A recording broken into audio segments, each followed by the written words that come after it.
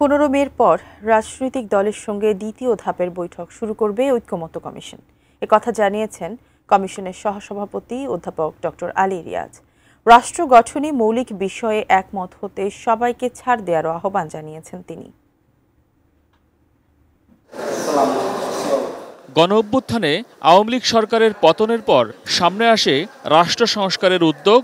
বেশ কয়েকটি কমিশন গঠন করে অন্তর্বর্তীকালীন সরকার। সেসব কমিশনের মতামত নিয়ে গত ফেব্রুয়ারিতে কাজ শুরু করে ঐক্যমত্য কমিশন। ধারাবাহিক বৈঠক করছে রাজনৈতিক দলগুলোর সঙ্গে। ছাত্র জনতার গণঅভ্যুত্থান সোমবার 12 দলীয় জোটের নেতাদের সঙ্গে বৈঠকে বসেন ঐক্যমত্য কমিশনের সদস্যরা, যেখানে কমিশনের সহসভাপতি অধ্যাপক আলী রিয়াজ রাজনৈতিক দলগুলোকে নিজেদের মধ্যে আলাপ আলোচনার আহ্বান জানান।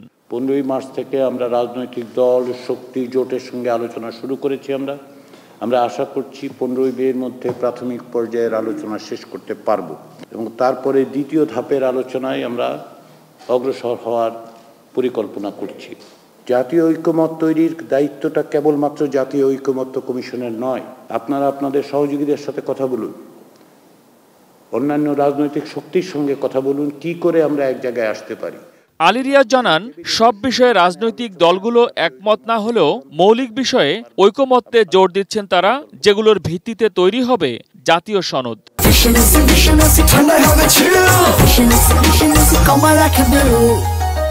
যে সমস্ত বিষয়ে রাজনৈতিক দলগুলোর সঙ্গে ঐকমত্য তৈরি হবে সেগুলোর ভিত্তিতেই জাতীয় সনদ তৈরি হবে।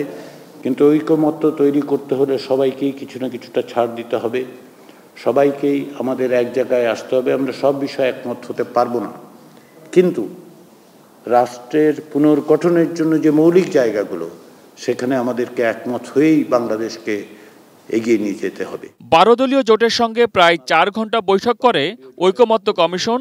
পরে সংবাদ সম্মেলনে জোটের পক্ষ থেকে জানানো হয়, সংস্কার নিয়ে কালক্ষেপণের পক্ষে নন তারা।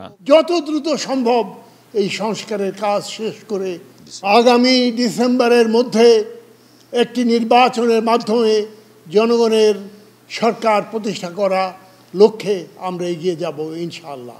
ঐকমত্য কমিশনের 166টি সংস্কার প্রস্তাবের মধ্যে 110টিতে একমত 12 দলীয় জোট।